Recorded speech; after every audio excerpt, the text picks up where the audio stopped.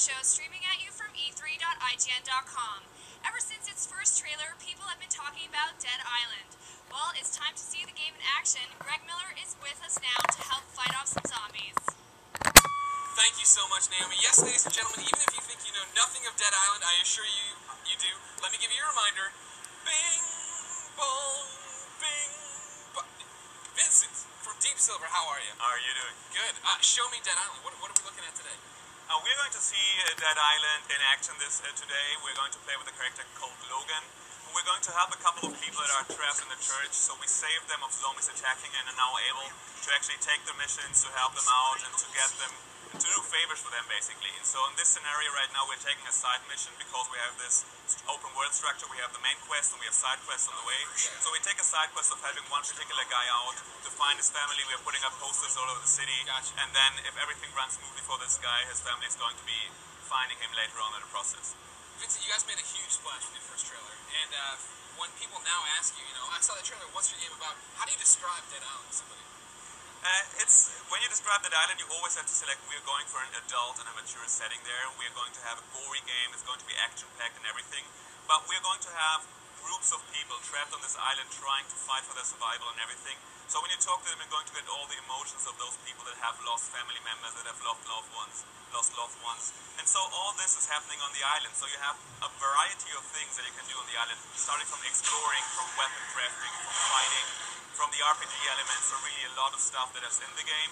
And the trailer itself just like is one part of the whole story there. So I mean, a big part of this is leveling up, the RPG elements, you talk about it, but then it's also got all this first-person stuff in it. Do you consider yourself an action game, an RPG, action RPG? Where do you have to shove it? Because I'm making you do it right now. Put it in a little box for me to understand.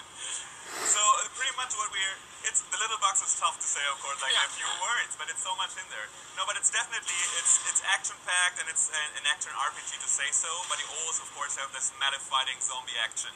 And so this combination of zombie action and action RPG, this is what we are actually. Gotcha. So you have the open world, but you start off the game as a normal visitor of the island. You don't have any special powers, you just know how to defend yourself with like a plank, whatever.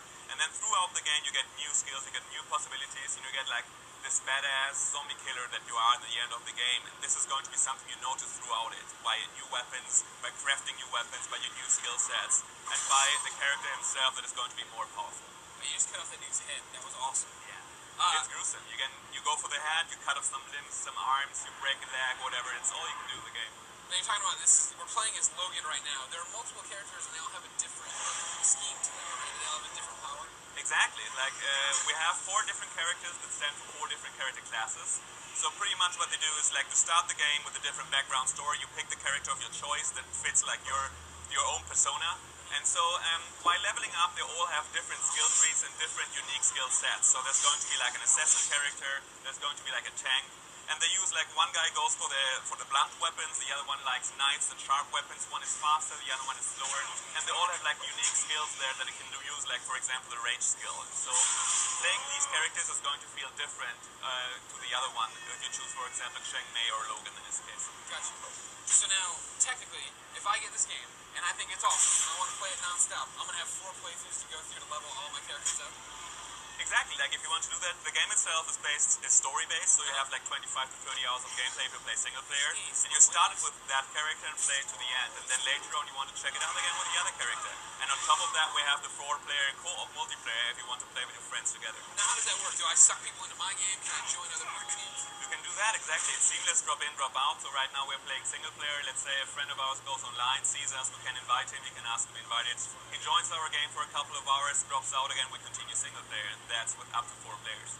Now, one of the things when I played the game that you guys had was combining weapons, making a C4 throwing knife, making an electrified machete, which you're using right there.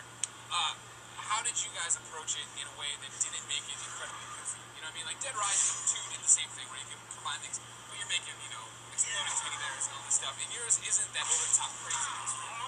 Exactly, yeah, we try to make it as realistic and mature as possible when it comes to the zombie setting in a video game. So it's of course going to be over the top at one point, but at the same place we just have like, you can imagine that this could actually work, like you have a battery, you have a machete, and if you somehow want to do some additional damage, you could combine the stuff.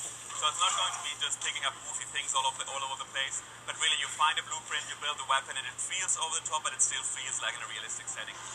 One of the craziest things I know about you, Vince, is that you showed this trailer. We haven't heard from this game in so long. You showed this trailer just a few months ago, and now you've already announced it's coming out in September.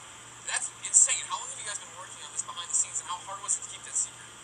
I mean, obviously we try to communicate it as late as possible because, like, the game has been announced first on E3 2007 when the people of Tekken were working on it already. It had a lot of stuff going on there, this open world island, all that stuff happening. But since then we've changed a lot of things, so we wanted to make sure when we put out the trailer that we know what the game is going to be about exactly, and that we can show to the customer and the players what exactly is going to happen at that island. So yeah, the game is coming out now in September. We're working as crazy on it right now to finish it up.